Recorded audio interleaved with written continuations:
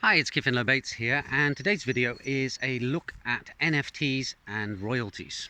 And I think that's quite an interesting topic because who doesn't like a system whereby you make what is known as residual earnings, although a lot of people use the term passive income instead.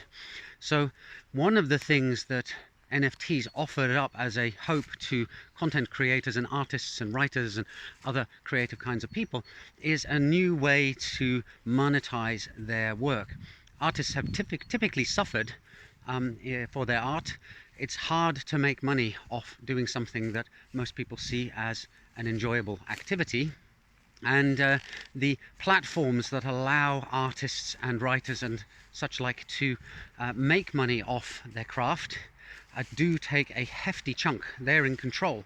So I can see why NFTs have this appeal to this particular sector of the community, because they've felt that our traditional systems have not served them well on the whole over time, except for a few lucky people at the top of the pile who do make vast sums of money. So when you have an NFT, you have the opportunity to automate royalties. And this, of course, is fascinating to software engineers because we love the automation of tasks that previously involved armies of clerks and filing cabinets and things like that.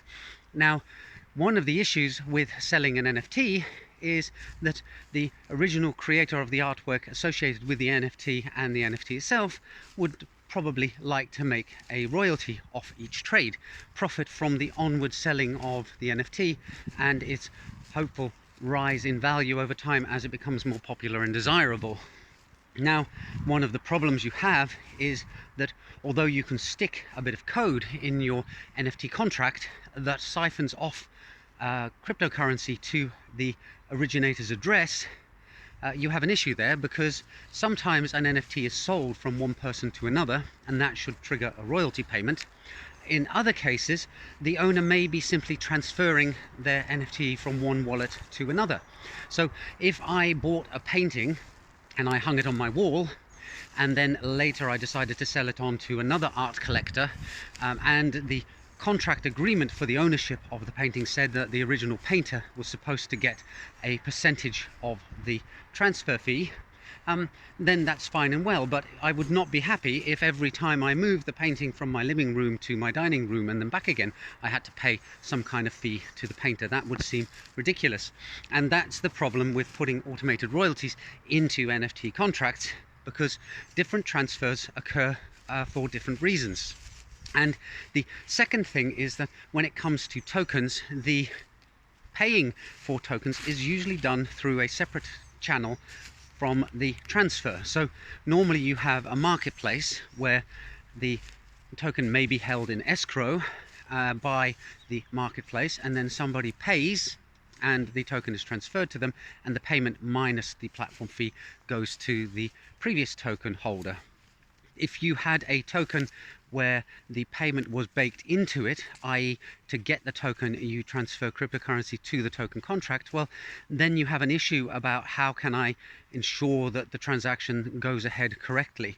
You could write, I suppose, a whole load of complicated code that says that this token is now for sale, this is the asking price for the token, and this is the only address that I am going to sell it to, or these addresses are the only ones that I will consider a bid from. So then you're building an auctioning system into the token. But that seems like an awful lot of work for a simple NFT token. I mean, you're bolting on a whole bunch of other smart contracts in order to not just have a token that's a non-fungible, indivisible unit owned by somebody, but now you're building a whole auctioning site or a whole financial transaction system onto it as well. And really, you want to try and keep things as simple as possible in smart contracts, because that would open up a hell of a lot of security vulnerabilities or attack vectors for malicious people. So I think it's a fascinating area, and a lot of different solutions are being come up with to deal with it. But as is always the case in blockchain, it's early days. things are going to go wrong, and some things are going to seem impossible at this stage, but then someone will have an insight and come up with a better way of doing it. So I look forward to seeing where this space goes over time, because I think it is absolutely fascinating. I hope you do too, that you've enjoyed this video. Do leave a comment below if you have any opinion that you'd like to express. Apparently, because this is a YouTube video, I'm supposed to say that you should subscribe and like the video. So I'll tag that in for the first time in a long time, and I'll see you in the next video soon. Bye for now.